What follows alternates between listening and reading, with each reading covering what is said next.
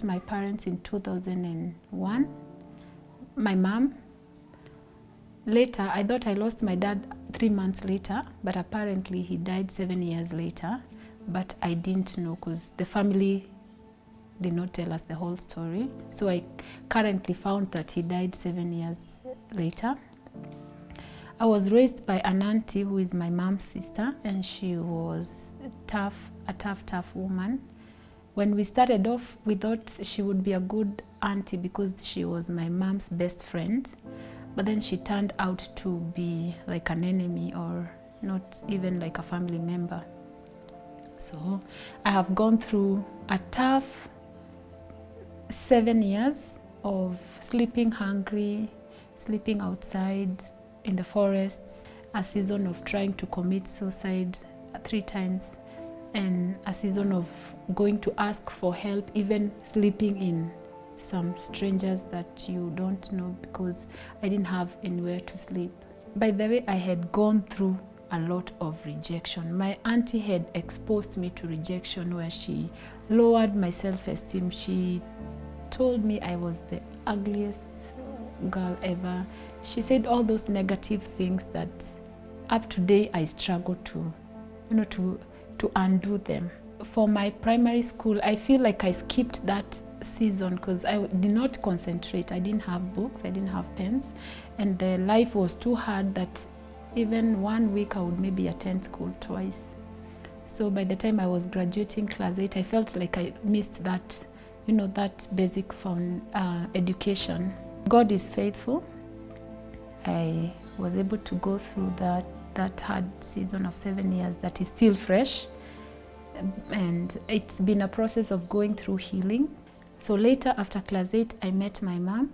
She was taking care of Gracie, who is my last born sister, in Tuaba's arm.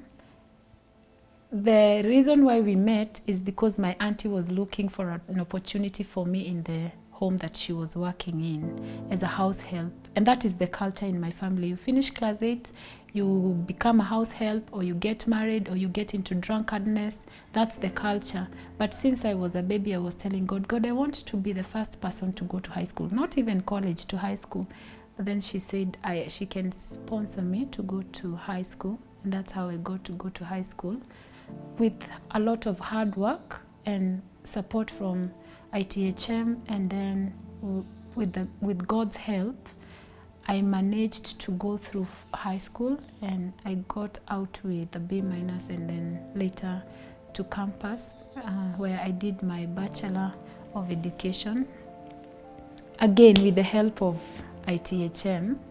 And for me, it's a dream come true. So I met my mom, and she stayed with me for a short period of time before she went to US. And during that season, she gave me the love that I missed as a baby. ITHM has been of great help to me. And I think if they never came in, I would be married now, maybe with 6 kids. Maybe I would be a drunkard, or maybe I would be, maybe I would even be dead.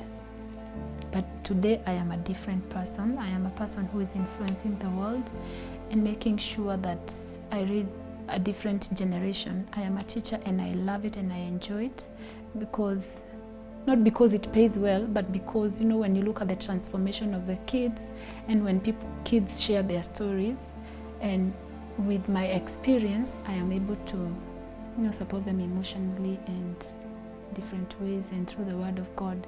I still have hope and I still have dreams. I love singing, and I know that I will be an international singer because that's my passion. And I know I'll be someone great, more than I'm looking forward to influencing and bringing change even into the lives of orphans.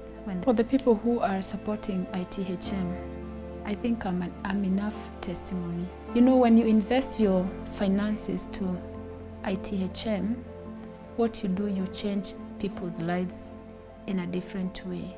So when you support the less privileged, what you do is you make them depend on themselves instead of giving them money and tell them this is your pocket money. I think education is the most important thing to invest in a child, My heart desire is to come back and give back to this home. I may not be here physically, but I would also love to give my finances and see a child stand and able to provide for herself and also change, because that's how the cycle goes.